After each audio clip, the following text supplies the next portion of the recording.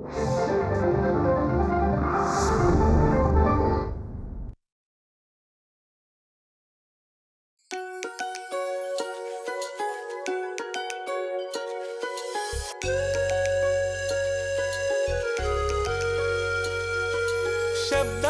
हे विश्व वेगळे, क्षणाक्षणाला साद घालते. कधी साजिरे स्वप्न सोहळे, मना मनाला वेड लावते. नव्या नव्या या वाटेवरती जगा वेगळी कथा रंगते. पदर धुक्याचा शोधित असता कवितेचे पाऊल वाजते. वाचू आनंदे, वाचू आनंदे, पुस्तकातले अंतरंग हे वाचू स्वानंदे, वाचू आनंदे. नमस्कार. वाचू आनंदेच्या आजच्या भागात मी धनश्री आपल्या सगळ्यांचं मनपूर्वक स्वागत करते. आज सुद्धा आपण थोर साहित्यिक, कथाकार आणि समीक्षक डॉक्टर विद्याधर पुंडलिक यांच्या साहित्याचं वाचन करणार आहोत. निरनिराळ्या विषयांवर त्यांनी आजपर्यंत कथा लिहिलेल्या आहेत. म्हणजे यामध्ये दौणा, सती या कथांचा मुद्दामून उल्लेख करावासा वाटतो. आजी शरण येते, तर या सगळ्या कथा म्हणजे खरोखर लोकप्रिय झालेल्या कथा. त्याचबरोबर पोपटी चौकट, टेकडीवरचे पीस असे त्यांचे कित्येक कथासंग्रह विशेष लोकप्रिय ठरले, गाजले आणि खरोखर प्रचलित झाले. 1951 साली त्यांनी एका मासिकामध्ये त्यांची सगळ्यात पहिली कथा लिहिली. त्या कथेचं नावच होतं सत्यकथा. त्यानंतर वॉर्ड नंबर 7 ही त्यांनी कथा लिहिली आणि त्या कथेने त्यांना खरं नाव मिळवून दिलं असंही त्यांनी बऱ्याचदा लिहून ठेवलेलं आहे. हे वर्ष म्हणजे 2024 त्यांचं जन्मशताब्दी वर्ष. या जन्मशताब्दी वर्षानिमित्त डॉक्टर विद्याधर पुंडलिक यांच्या साहित्याचं वाचन करण्याची संधी वाचू आनंदेच्या कार्यक्रमाला मिळते. हे खरोखर आमच्या या कार्यक्रमाचं आणि आम्हा सगळ्यांचंच भाग्य आहे. अर्थात हे वाचन करण्यासाठी आजही आपल्याबरोबर आहेत त्यांचीच कन्या आणि सुप्रसिद्ध लेखिका मोनिका गजेंद्र गडकर आणि सुप्रसिद्ध सिनेनाट्य अभिनेता अभिजित खांडकेकर. नमस्कार. नमस्कार. तुम्हा दोघांचंही पुन्हा एकदा स्वागत आहे. डॉक्टर विद्याधर पुंडलिक आणि त्यांच्या कथा म्हणजे आम्ही दोघंही गेल्या 2 भागांपासून ते सगळं अनुभवतो आहोत की कथा लिहिली तिथपर्यंतच तो प्रवास संपत नाही. म्हणजे कथेच्या शेवटच्या ओळीला तो प्रवास तिथे संपत नाही. कारण हे सिद्ध त्यांनी कसं करून दाखवलं. पहिल्या भागामध्ये तू स्वातंत्र्यवीर सावरकरांबद्दलची जी कथा वाचलीस किंवा तो लेख वाचलास की तुम्ही कसं वाचताय त्यावर त्या कथेचं यश सुद्धा अवलंबून असतं. किती बारकावे, किती निरीक्षणं त्यांनी टिपलेली आहेत आणि वेगवेगळ्या कथा त्यांनी लिहिलेल्या आहेत. अर्थात सामाजिक वास्तवाचं चित्रण बऱ्याच वेळेला त्यांनी त्यांच्या कथांमधनं केलं आणि साधारण 60 नंतर त्यांनी सामाजिक वास्तवाचं चित्रण कथांमध्ये व्हावं हा आग्रह त्यांचा लेखनामध्ये बऱ्याच वेळेला असायचा. समाजशास्त्रामध्ये डॉक्टरेट ही पदवी मिळवली आणि त्या विषयावर सुद्धा त्यांचं लेखन झालेलं आहे. असं विपुल लेखन आपण म्हणूया की डॉक्टर पुंडलिकांचं झालेलं आहे. मोनिकाताई, पुन्हा एकदा म्हणजे वडिलांच्या आठवणी अर्थातच हे सगळं जोडीला असणार आहे. अभिजित, तुझ्याकडे आता कोणता लेख किंवा कथा काय आहे? हा माझ्या फार आवडीचा विषय आहे आणि त्याबद्दल त्यांनी इतकं सुंदर लिहिलंय त्यामुळे मला वाचताना फार मजा येणार आहे. शाश्वताचे रंग, जाड्या रड्या 2 अभिजात चक्रम. हो हो हो हो. हा म्हणजे त्यांचा एक समीक्षा, आस्वादक समीक्षा ग्रंथ आहे त्यांचा, शाश्वताचे रंग. आणि त्यात वेगवेगळ्या म्हणजे पाश्चात्यही काही व्यक्तिरेखा आहेत, ॲना कारेनिना वगैरे. आणि लॉरेल हार्डी ही जोडी त्यांची अतिशय आवडीची होती. तर त्यांनी जो चिरकाल असा आनंद दिलाय त्या जोडीने त्याच्यावर त्यांनी लिहिलेला आहे. अतिशय गोड आणि अतिशय सुंदर असा तो लेख आहे.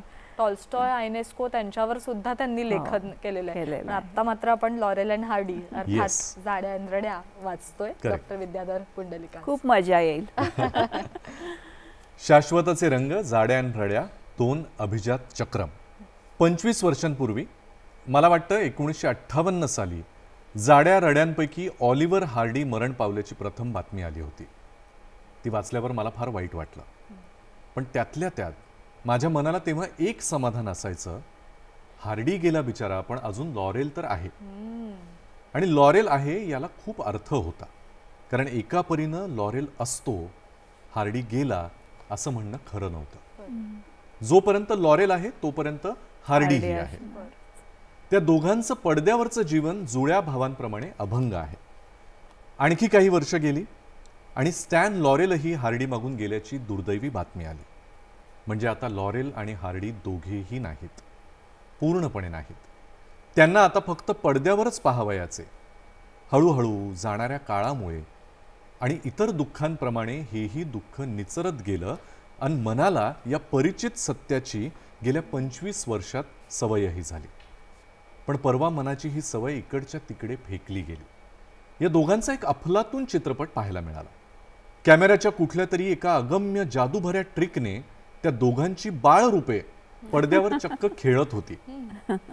हार्डीचा मुलगा आणि दुसरा हार्डी, लॉरेलचा मुलगा अगदी दुसरा लॉरेल. हार्डी स्वतःलाच खेळवतो आहे आणि लॉरेलही स्वतःला असाच खेळवतो आहे आणि दोघेही पुन्हा एकमेकांशी नेहमीप्रमाणे खेळतच आहेत. 4 जणांचा अमरत्वाचा असा हा धमाल चकवा अर्धा पाऊण तास चालू होता. ते पाहिलं आणि माझ्या मनाची खंत पार गेली. नटांना चित्रपट एका दृष्टीनं अमर करतो हे सत्य तसं नवीन थोडंच होतं. पण परवा या चकव्यानं ते सत्य एकदम अनुभवून जगल्यासारखं वाटलं. वैताग, वैफल्य, संताप, विध्वंस, सेक्स, अर्थशून्यता आणि शेवटी अंधार या आजच्या सर्वव्यापी वास्तवापासून मी क्षणभर दूर गेलो आणि मनोमनी जीवनाचा हसत हसत जय जयकार केला.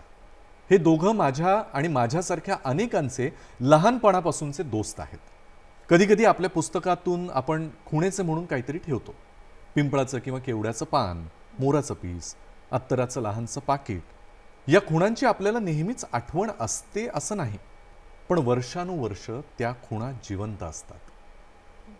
लॉरेल आणि हार्डी या माझ्या लहानपणीच्या अशा कायम हिरव्यागार खुणा आहेत. ते आहेत म्हणजे आमचं लहानपण आहे. वा. लॉरेल आणि हार्डीची पहिली भेट झाली आम्ही नूतन मराठीत असताना. 16 मिलीमीटरचे एक नवीन यंत्र नुम विद्यालयाचे त्यावेळचे मुख्याध्यापक नाना नारळकर यांनी शाळेत आणलं होतं. नारळकरांनी खास आपल्या डौलात ते आणलं. वार्ता फलकावर त्याचे इत्तंभूत वर्णन करून आणि घरात खेळणे आणल्यावर सगळ्या मुलांचे कोंडाळे जमवणाऱ्या पाहुण्यांच्या वत्सलतेने आम्हा मुलांना शाळेच्या सभागृहातून एकामागून एक सर्वोत्कृष्ट चित्रपट दाखवण्याचा धडाकाच त्यांनी सुरू केला. पुढच्या आयुष्यात ज्यांनी अपार आनंद दिला अशा अनेक नटांशी आमच्या चिमुकल्या हातांनी आम्ही हस्तांदोलन केले होतं. ते शाळेच्या सभागृहातल्या त्या लहानशा चौकोनी पडद्यावर, त्यातलेच हे माझे लॉरेल आणि हार्डी. ब्लॉकहेड हा त्याचा मी पाहिलेला चित्रपट. त्यातलं ते पहिलं दृश्य मनात अजूनही अविस्मरणीय आहे. युद्ध संपून कितीतरी दिवस झाले आहेत, पण तसे प्रत्यक्ष लष्करी अधिकाऱ्यांपैकी कोणी न सांगितल्यामुळे निष्ठावंत लॉरेल एकटाच खांद्यावर बंदूक घेऊन दूरवरच्या खंदकामधल्या एका लहानशा बीटवर अजूनही पहारा करतोय. हा पहारा किती दिवस चाललाय हेही कॅमेरा चटकन दाखवतो. जवळजवळ गुडघ्या इतके खोल खड्डे त्या पट्टीच्या दोन्ही टोकांना त्याच्या पावलांनी पडले आहेत. इतक्यात त्या भागात वरून एक विमान येतं. आता हे विमान कोणाचं आहे याचा विचारही न करता लॉरेल त्यावर भराभर गोळ्या चालवतो. वरून वैमानिक संतापानं, अगतिकतेनं नको नको म्हणून ओरडतो, पण लॉरेल ऐकत नाही. ते विमान खाली कोसळतं. कर्तव्यपूर्तीच्या आनंदानं लॉरेल हसतो. पहाऱ्याची वेळ संपून रोजच्या खाण्याची वेळ झालेली असते. कसल्या तरी फळांचा एक डबा तो उघडतो. खाल्ल्यावर ते फेकून देतो. इतके दिवस फेकलेल्या डब्यांची एक लहानशी टेकडीच्या टेकडी बाजूला दिसते. अखेर ही पहाऱ्याची पट्टी, डब्यांची ही टेकडी सोडून लॉरेल एका बागेत येतो. बागेतल्या एका लहान मुलाचे खाली पडलेले दुपटं सहज आपल्या पायावर घेऊन तो बसलेला असतो. इतक्यात त्याच्या सैन्यातला प्रिय मित्र हार्डी तिथे येतो. गहीवरून जाऊन तो आपल्या मित्राला कडकडून भेटतो. पायावरचं ते दुपटं पाहून आपल्या शूर मित्राचे पाय युद्धात कापले गेले आहेत या समजुतीनं तो लॉरेलला उठू सुद्धा देत नाही. जिकडे तिकडे पंगुत्वाचं हे ओझं तो वागवतो. लॉरेलच्या चेहऱ्यावर गोंधळ. आपल्याला आपला हा प्रिय मित्र पाय सुद्धा का टेकवू देत नाही याचा उलगडा त्याला काही केल्यावर होत नाही. नेहमीप्रमाणे बिचाऱ्या हार्डीला फार उशिरा कळतं की लॉरेलला काहीही झालेलं नाही. तो चांगला धट्टाकट्टा आहे. तो दाणकन लॉरेलला खाली आदळतो. लॉरेलच्या चेहऱ्यावर पुन्हा गोंधळ आणि मग दोघांची मारामारी. ही पहिली ओळख. काळा सूट, भलं मोठं पोट, घड्याळासारखा किंवा पपनसासारखा विलक्षण गोल चेहरा, त्यावरचे बटनासारखं नाक, 40शीला येऊनही खळ्या पडणारे गाल, न्हालेल्या मुलाचे केस कपाळावर येऊन चिकटावेत तसे केस आणि रेनकोटच्या काळ्या बटनासारखे डोळे. हार्डीचं असं रूप फारच आहे. गोड आहे. लठ्ठपणाच्या सुद्धा निरनिराळ्या जाती असतात. हे लक्षपूर्वक आहे का? लठ्ठपणाच्या सुद्धा निरनिराळ्या जाती असतात. काहींचा लठ्ठपणा हा सुजेसारखा असतो. काहींच्या लठ्ठपणात झोपेची सुस्ती असते. काहींचा अब्बू गब्बूपणा वाण्याच्या दुकानातल्या धान्याच्या पोत्यासारखा निर्जीव असतो.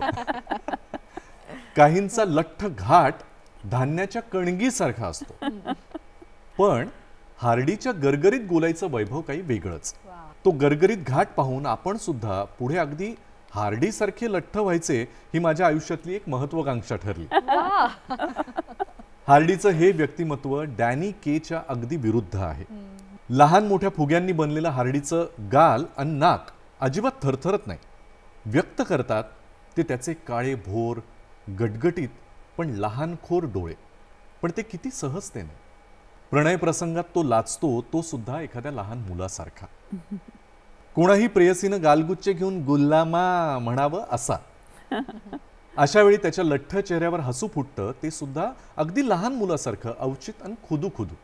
लॉरेलच्या व्यक्तित्वालाही एक वेगळीच मजा आहेच. बारीक काहीसे पिचपिचेच डोळे, पुढच्या बाजूनं उचललेलं वेलांटीदार नाक, आणि सुचत नसले किंवा कुठलं कोडं सोडवायचं झालं म्हणजे हाताच्या 5 बोटांनी आपली टाळू कुरवाळून केस कोंबड्याच्या तुऱ्यांसारखे तरारून फुलवण्याची त्याची ती गोड पद्धत. त्याचा मूळचा लांबट चेहरा हार्डीने टप्पू दिल्यावर किंवा कोणत्याही संकटात रबरासारखा आणखीनच लांबट होत जातो. लॉरेलचं रडणं, त्या रडण्याचा सूर, हेही सगळं लहान मुलासारखं आहे. आणि खरोखरच बऱ्याच वेळा तो हातपाय आपटतो ते थेट लहानशा बालकासारखाच. अशी ही जोडगोळी मी पडद्यावर एकसारखी पाहत गेलो.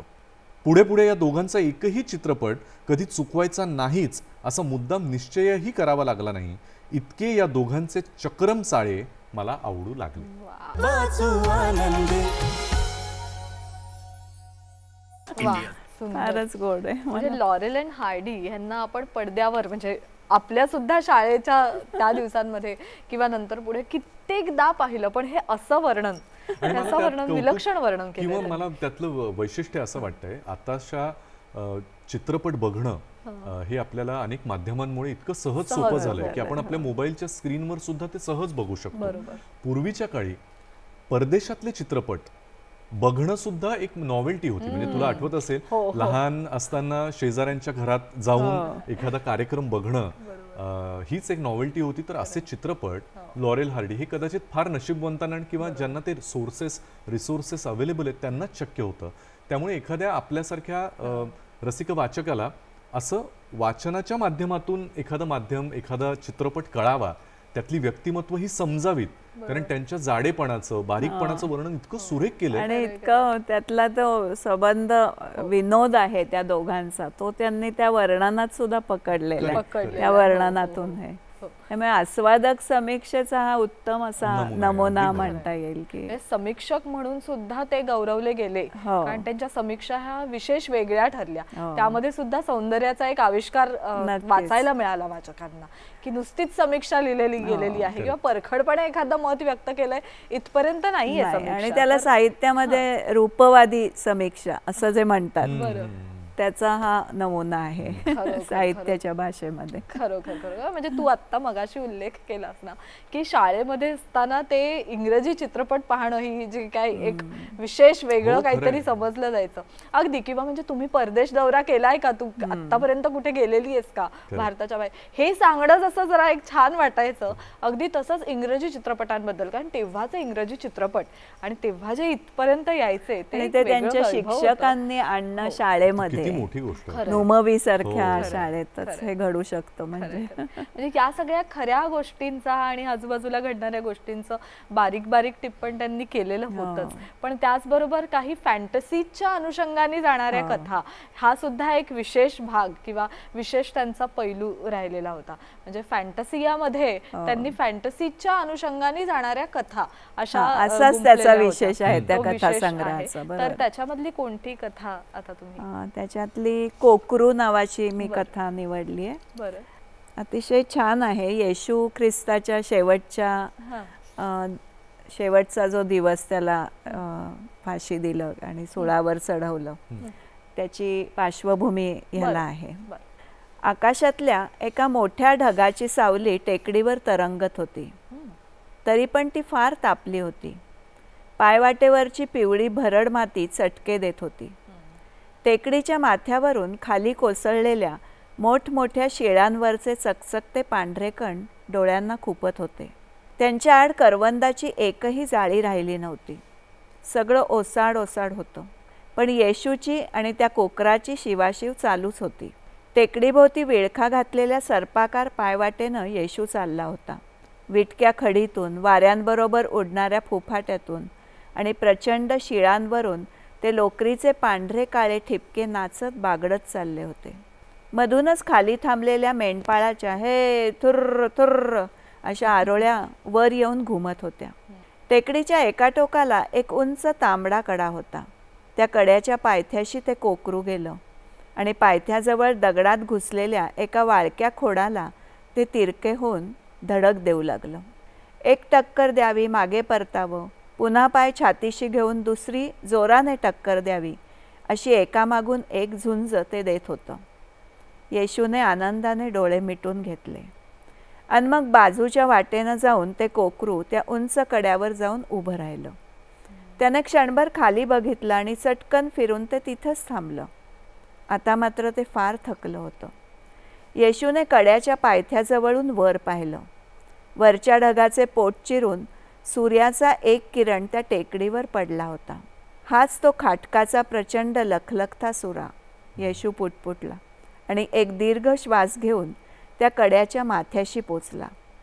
त्या सूर्यासारख्या दिसणाऱ्या किरणामागे उभा राहून त्याने आपले हात वाऱ्यावर पसरले. त्याबरोबर बागडत बागडत आपली लांडी शेपटी टुकूटुकू हलवून ते कोकरू पुढे आलं आणि येशूच्या पसरलेल्या हातात झेपावून विसावलं. त्या कोकराची छाती ठकठकत होती. तपकिरी डोळे नाचत होते. मग आपल्या ओल्या नाकाने येशूचे केस आणि गळा त्याने हुंगला. आपल्या लालचुटुक्क जिभेने त्याचे गाल चाटले. हाच तो त्याला केव्हाचा हवा असलेला स्पर्श. येशूने सभोवार पाहिले.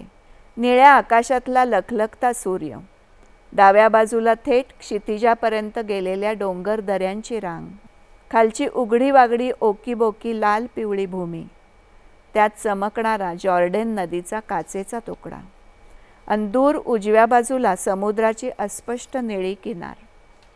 त्या कोकराला येशूने आपल्या घट्ट छातीशी धरलं. त्याच्या छातीचे ठकठकते स्पंदन ऐकताना हुतात्मा म्हणून गेलेल्या बेथलहॅमच्या त्या 15 कोळ्या मुलांची त्याला आठवण झाली आणि त्याच्या डोळ्यात पाणी आलं. त्याचा हात आपोआप आशीर्वादाचा झाला आणि त्याच्या तोंडातून वाणी उमटली, हे प्रभू, तुझे वात्सल्य गगनाला भिडले आहे, तिथे माझे हात पोचू दे. माणसाबद्दलचा तुझा विश्वास आकाशाला टेकला आहे, तिथे माझी मान टेकू दे. तुझा न्याय पर्वताप्रमाणे आढळ आहे, त्याच्या शिखरावर मला उभं राहू दे. तुझा अंतिम निर्णय महासागराप्रमाणे अथांग आहे, मला त्याची लाट होऊ दे. येशूने डोळे उघडले. अंधार कसला का संध्याकाळ झाली आहे. त्याची जीभ दोरीसारखी जड झाली होती. मस्तक तुटत आलं होतं. तोंड फार सुकलं होतं. हवेचा घुटका घेण्यासाठी त्याच्या रक्त सुकलेल्या बरगड्या धपधपल्या. मला तहान लागली आहे, तो क्षीणपणे म्हणाला. कोण देणार पाणी तुला? असंच तडफडत जायचं या उन्हात, तो दुसरा डाकू म्हणाला.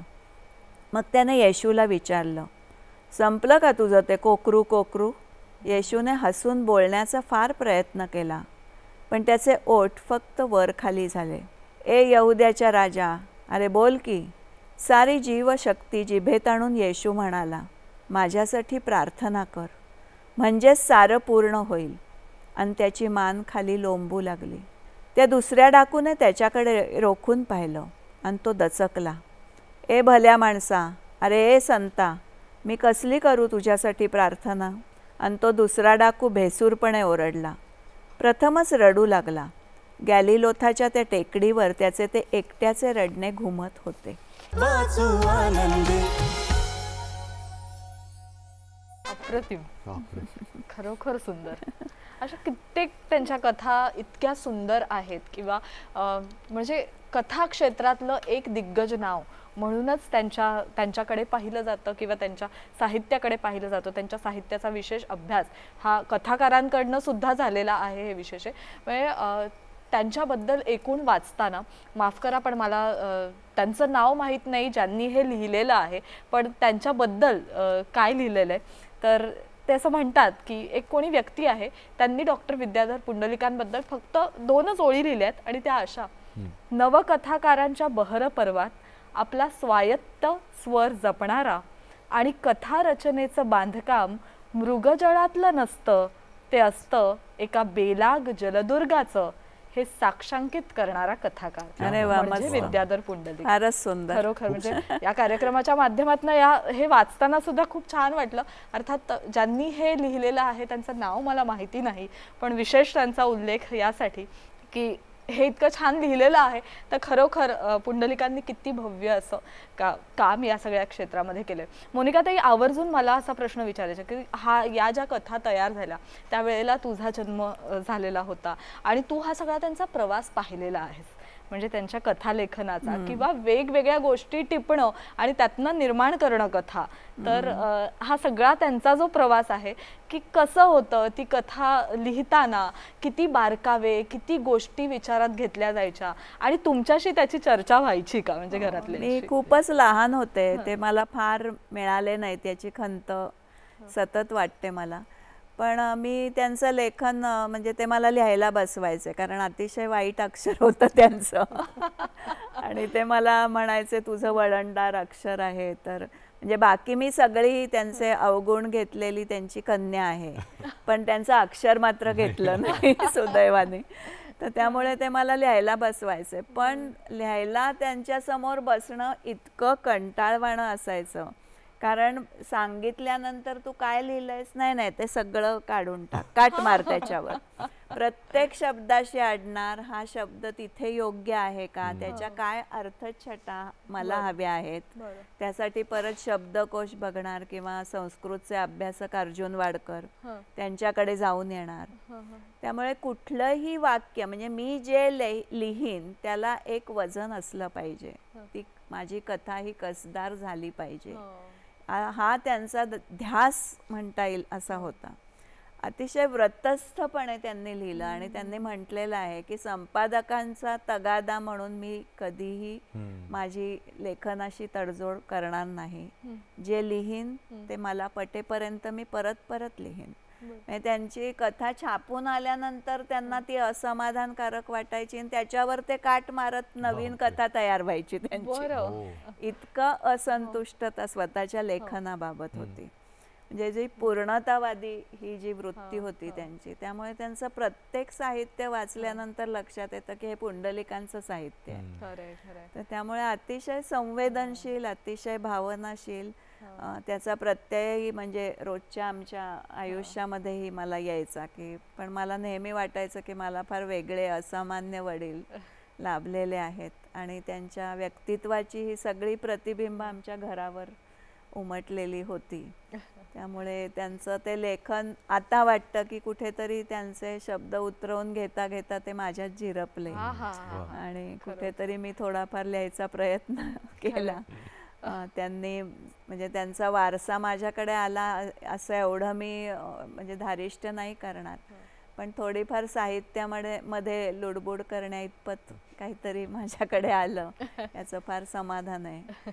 फक्त माझी एखादी कथा त्यांनी वाचायला हवी होती याचं मात्र फार हळहळ वाटते. ती तू आता उल्लेख केलास की असमाधानी असणं म्हणजे हे सुद्धा एखाद्या यशस्वी व्यक्तिमत्वाचं एक सूचक चिन्ह असू शकतं. अगदी. कारण एका प्रसिद्ध खेळाडूंनी त्याच्या मुलाखतीमध्ये असं सांगितलेलं की माझ्या खेळातला सर्वोत्कृष्ट पुरस्कार मिळाल्यानंतर जो आनंद व्हायला पाहिजे किंवा जे समाधान झालं पाहिजे ते त्या दिवशी मला झालं नाही.